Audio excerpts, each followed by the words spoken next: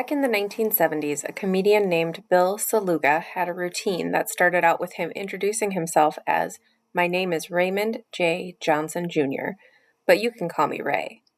And he would go through all the combinations and possible nicknames. Then he ended with, "But you doesn't have to call me Johnson." Johnson is a very common name. This family story starts with some people named Johnson. But first of all, some little-known facts about Johnson, or son of John. John has a wide range of meanings, from gift of God and grace by God to, well, we won't get into the slang and euphemisms around Johnson. Johnson is in the top 5 most common surnames in America, with Brown, Smith, Williams, and Jones. Jones being a Welsh version of John.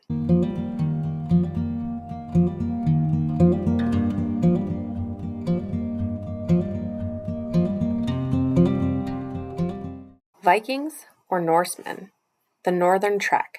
Before the Scandinavian peoples settled into their respective countries, Sweden, Denmark, and Norway, there were Vikings, tribes of people who spoke Old Norse. Depending on who you talked to, if you raided, looted, pirated, and invaded other countries, you were a Viking.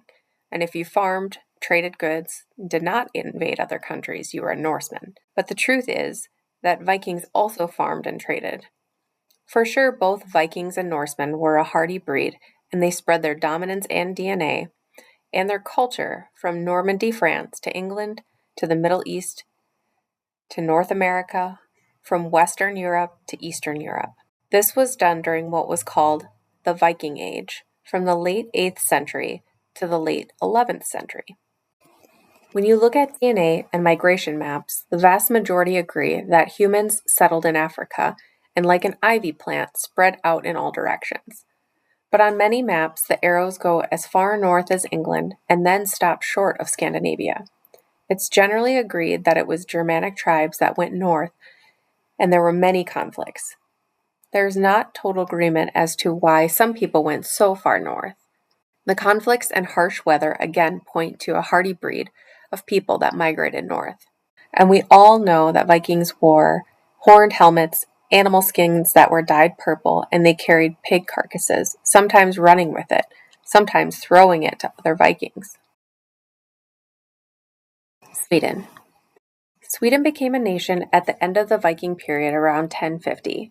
By 1400, Sweden, Denmark, and Norway were partners in what was called the Kalmar Union.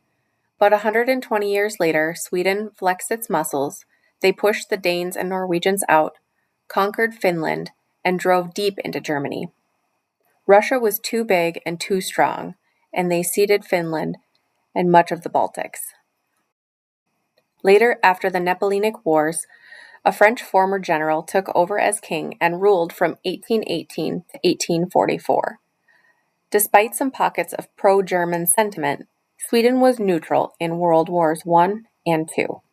In 1718, King Karl XII, the last absolute ruler of Sweden, died. That same year, Johan Danielsson was born in Jönköping County in south-central Sweden. Johan married Karin Bengtsdotter, and their son, Daniel Johansson, was born in 1756. In the mid-1750s, Jönköping, located in the southern tip of Lake Vättern, an area known for its forests and hills, was active as a center for trade and commerce. Due to its southern location, it was also a target for Danes to attack, who plundered and burned it down several times. A line of marriages and descendants led to Carl Magnus Haraldsson, who was born in 1821, who married Johanna Gustava Hultgren around 1845. Around that same time, Jönköping opened a factory that developed and perfected safety matches, which is ironic since the city burned down several times. Jönköping matches became known worldwide, and today it touts the only match museum in the world. In 1866, 5 years after their youngest of 5 children was born, Carl and Johanna packed up their children and belongings, boarded the County of Cork steamship in Liverpool, England, and immigrated to America. Although they arrived in New York, they headed west and settled on a farm in Watertown, Minnesota. Back in Sweden, 13 years later, Johann Peter Jansen and his wife Anna Marie Jonsdottir said goodbye to their 21-year-old son, Johann Amos, who left Jönköping for America. He arrived in September of 1879. Carl Magnus Haraldsson and his wife Johanna Gustava arrived in Minnesota in 1866, and like many northern towns after the Civil War, it was starting to boom. Hotels, farms, saloons, and stores started popping up. As in every family, one asks the question, what drew immigrants to a particular state? And in this case, Minnesota. Minnesota has the highest percentage of Swedes in the USA. One answer is the Homestead Act of 1862, and also people like Hans Mattsson can take some credit, a Swede who came over in 1851. Hans traveled from New York to Illinois, where he ran out of money. After taking a job with the railroad, he wound up buying land in Minnesota and eventually recruiting Swedish and Norwegians to go there. He created a state board of immigration, and in 1870 he became the Minnesota Secretary of State. Several clusters of Swedes grew around the state, one of which was Swede Lake in Carver County. There's an amusing story about how a Swedish man from Swede Lake who got lost and ventured a few miles before he ran into the town of Watertown, which he had no idea existed. The two towns were friendly and close enough, so they were eventually merged. We don't know what drew Carl Haraldsson and his family to Watertown, but he and Johanna stayed there for over 15 years, farming and raising their 5 children. Johann Peter Jansen and Anna's son, Johann Amos Johnson, was 21 when he made it to Minnesota. His father, mother, and the spelling of his last name were left behind in Sweden. Johann wound up marrying Gustava Carolina Haraldsson, Carl and Johanna's youngest daughter. They got married in Watertown in 1885 and commenced to having 7 children over the next 15 years. And herein lies a little bit of mystery and some family lore that has been passed down. Almost all of Johann's children were born in Minneapolis, yet Minneapolis is at least a 45-minute drive with today's automobile. Watertown did not have a hospital until the 1890s, but there were at least 2 practicing doctors who serviced the town. So there are several possibilities. 1, the Swedish church that recorded the births and baptisms were not recording individual records, but instead did one for the whole family and took the easy way out to record. 2, the family, or at least Johann and Gustava, stayed in Minneapolis with friends until after the birth.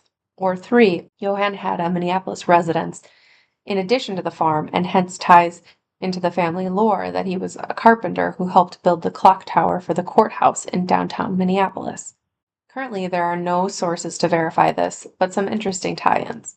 One of Johann's sons, Johann Jr., definitely was a carpenter, and he traveled extensively, from Beaumont, Texas in the United States to Manitoba, Canada. He kept dual citizenship. So there are 3 possibilities. The clock tower story is a family myth, or 2, Johann Sr. did indeed work on it, or 3, Johann trained his son and his son Johann Jr. worked on it. Family lore also has it that carpentry work done in the Minnedosa courthouse in Manitoba was also done by Johann. But which Johann? Evidence is leaning towards Jr. Johann's wife, Gustava, lost her father 9 months before she got married in 1885. She lost her mother 2 years later in 1887. Both her parents, Carl and Johanna, are buried in Watertown. Johann and Gustava had 7 children between 1886 and 1900. Carl Amos, Amy Marie, John Gottfried, Oliver T., Johanna Carolina, Esther Rebecca, and Harold Edwin Clarence. Harold was born in another country. All of Johann and Gustava's children were born in Minneapolis, except Harold Edwin Clarence Johnson, who was born in Scandinavia, Manitoba, Canada in 1900. Since the child before Harold, Rebecca, was born in 1896, the move happened sometime between 1896 and 1900. The reason for the family move is unknown, and Rebecca died just short of 4 years old, perhaps the arduous journey, perhaps a childhood disease. The move from Watertown to Scandinavia was 575 miles. In 1885, Canada set aside 2 tracts of land to entice settlers, and it worked. Until the 1940s, Manitoba became known as the New Sweden and the Swedish capital of Canada. Scandinavia, Canada is about 80 miles west of Lake Manitoba and about 150 miles northwest of Winnipeg. In Manitoba, Johann died in 1914, and his wife Gustava died in 1925. Their son Oliver died at the age of 35 in 1927, probably tuberculosis. Johann Jr. was a carpenter and well known for his work and cabin building throughout Manitoba. He died in 1973. The oldest son, Carl, got married in 1930 and farmed in Eriksson, near Scandinavia, until he died in 1975. Daughter Amy lived until the age of 103 and died in Minnesota in 1999. Her sister Johanna died at the age of 87 in Brandon, Manitoba in 1981. Harold Edwin Clarence Johnson met and married an Irish woman by the name of Mary Christina Lee, whose ancestors, according to family trees, go back to Edward Lee and Mary Reynolds in 1720 Ireland. Harold and Mary got married in 1929. Mary was 18 and Harold was 29. They had 6 children and a very rocky marriage. They married in Brandon, Manitoba, about 50 miles south of Scandinavia, Canada. Mary suffered from tuberculosis in 1944 and was admitted to a sanitarium in Nanette, Canada. 5 years later, Mary and Harold were divorced. Between 1930 and 1938, they had 6 children. From oldest to youngest, they were Delbert, William, Donald, Alvin, Kathleen, and Sylvia. Delbert served in the Korean War, and after the war he married a woman named Agnes Farkas in 1953. He was a newspaper printer for the Winnipeg Free Press, and around 1954 headed to Toronto for a similar job. But when a pregnant Agnes said she could not bear living in Toronto, they returned to Winnipeg. In 1959, they set off on a new adventure. With 2 young children in tow, Donna and Deborah Johnson, the family left Winnipeg for Minneapolis and a new job for Dell with the Minnesota Star-Tribune, where he worked for the next 30 years. In a span of 80 years, the Johnson family roots had left Sweden for Minnesota, from there to Winnipeg, and then full circle back to Minnesota.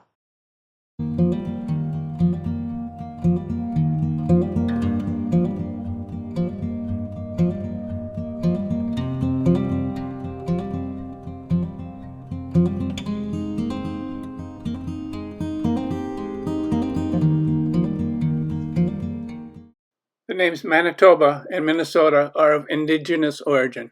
Both start with an M and end with an A. Both have roughly the same shape, and both were considered gateways to the west. Minnesota is about 1/3 the size of Manitoba, but has 3 times the population. Minnesota has 10,000 lakes. Manitoba has 100,000 lakes. Minnesota can have brutal winters. Manitoba winters can be colder and snowier. Universities and colleges in Minnesota and Manitoba have reciprocal agreements.